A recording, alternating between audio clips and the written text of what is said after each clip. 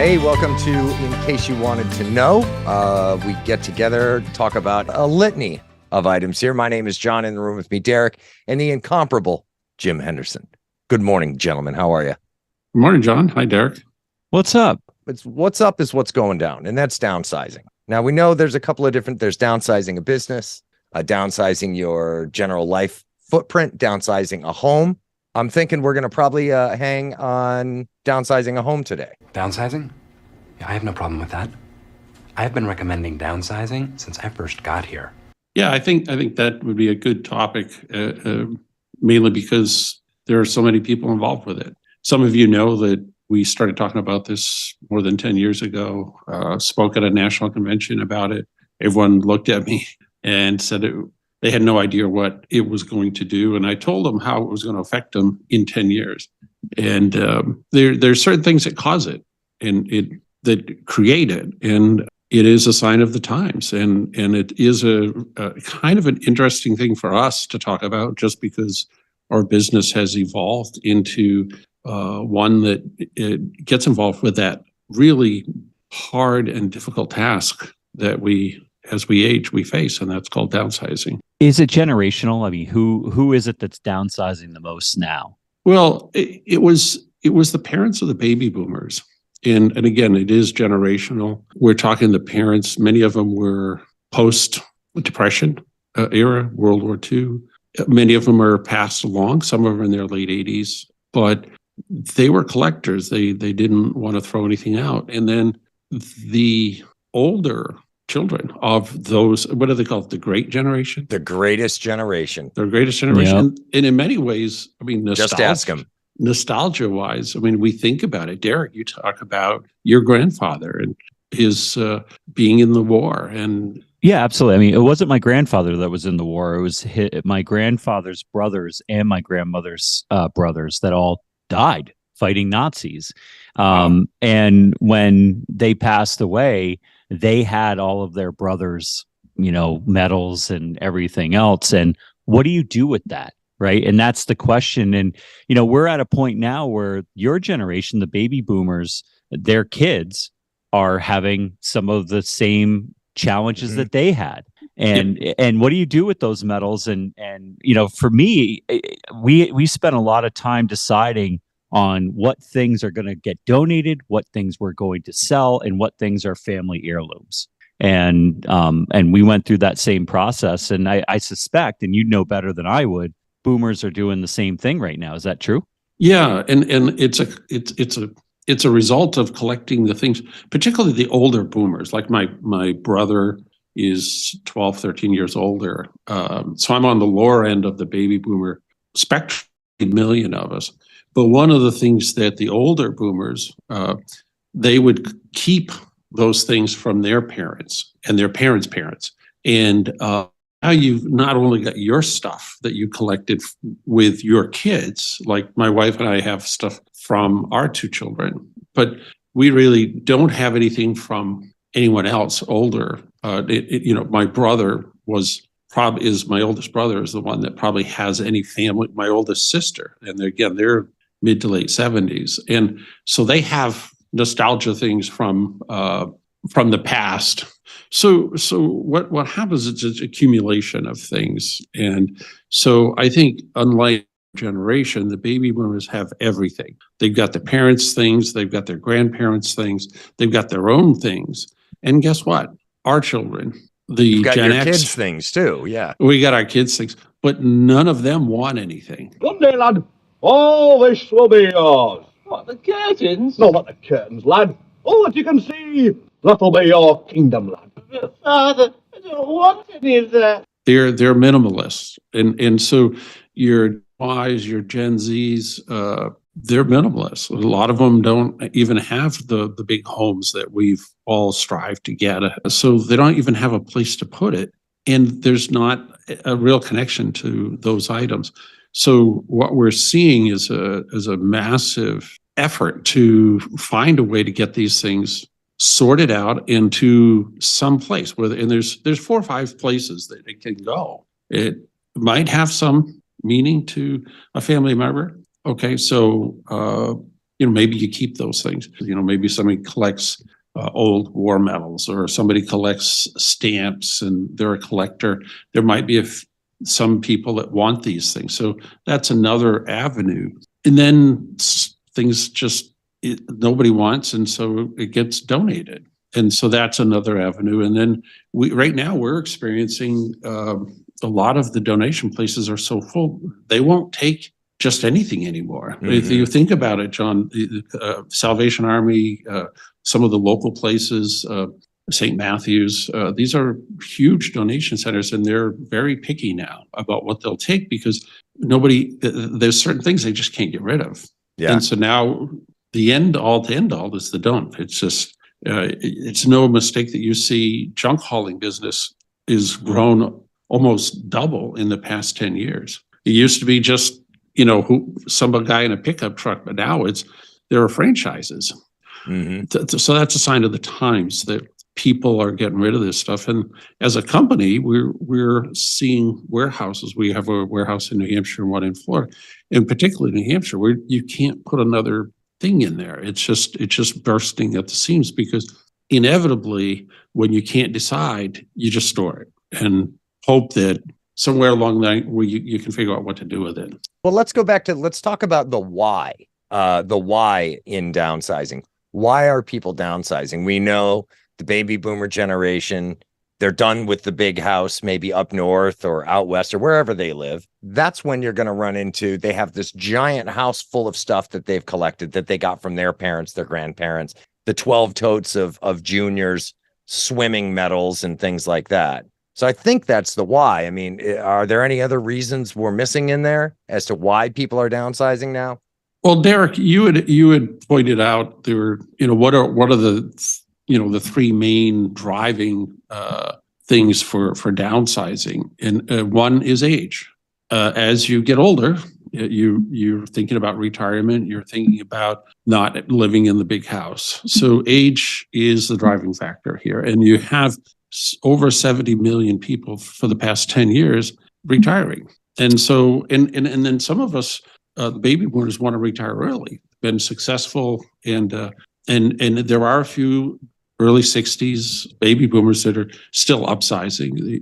They're selling their stocks or something, but the average person, their kids are gone. There's nobody in the house. So, age is the thing. Retirement is the other one. Once you retire and you're just sitting around the house and you're looking at all this stuff, you're thinking, I can get rid of this stuff. So those are the key things. Economics, I think too, because we had a lot of inflation and people are just trying to downsize to cut costs, and I think that's a driving force today. Would you agree, Derek? Absolutely. One of the big drivers is less is more, and less means more travel, more experiences. And also we have seen, and this is for more of the affluent families that we've worked with, instead of waiting to die to pass along generational wealth or family heirlooms, they're passing it along now so that they can be a part of that transition and see their family members benefiting from whatever it is that they're passing along. Sure. And that's to me, that's a nice trend, and also a really nice benefit of downsizing. Everyone meets and gets to that point at a different time in their life, but there's so many of them now. Collectively 70 million. It's a lot. It's more than in any other generation ever. It's sort of like a tsunami of these people, not simultaneously, but in a very short time frame, a 20-year time frame, wanting to get free from all of these things. And one of the common factors and difficulties in doing this is getting the family members together. And so here we are in the holidays, and I would say that is a good time, Thanksgiving, Christmas, New Year's, where people typically get together with family members. That's a great time to sort through these things in the attic, the basement, and the closets, because that's where all this stuff is. Make those decisions early, before the retirement, before the house sells, because you put the house on the market, you want to downsize, it sells in 30 days. You've got 30 days. It's not enough time for these homes, 5, 6, 7,000 square feet. It's really not enough time to adequately do it. I don't know if we'll have enough time. So not that I want to talk ourselves out of business, but most of that stuff, because there's so little time, ends up in storage. And and then maybe 10 years later, nobody wants it, and then it gets thrown out. And so holidays is a great time to have the family take a look, find out if anyone wants this stuff, and then talk openly about finding places you can donate. Or again, if you have a collection of things and nobody in the family wants it, find somebody. There is a whole list of collectible organizations that specialize in collections. There might be somebody out there, but those are family decisions that have to be made. And those are tough conversations. They certainly can be. Yeah. Deciding these things that the things that we own end up owning us. The things you own end up owning you. But it's a true statement. And I think they own us because we love them. We love that dresser. You don't think of it, it's an inanimate object, but it's something that's been a part of your life for so long. Make the decision to get rid of it, regardless of where it goes, can be painful. Yeah. And it is very tough to go through an entire home's worth of life's possessions and decide it's time for most of them to go. And as you said, Jim, I think having those conversations with your kids and your family around the holidays, if you've got to have them, you may as well have those conversations with the people you love. And hopefully they might be interested in some of those things that they can live on in the family. So it certainly seems as though in case you wanted to know, start downsizing early. Don't wait. Get ahead of the game. And one of the things that I dealt with my mom passing away and then having all of her stuff, and why she knew she was going to pass, she did not want to do any downsizing or do anything while she was alive. But digitizing documents early, digitizing photographs to share with family members so that there's a Dropbox is a great place to do that. Scan in family pictures, make them digitized. That way you're not carting around tons and tons and tons of pictures.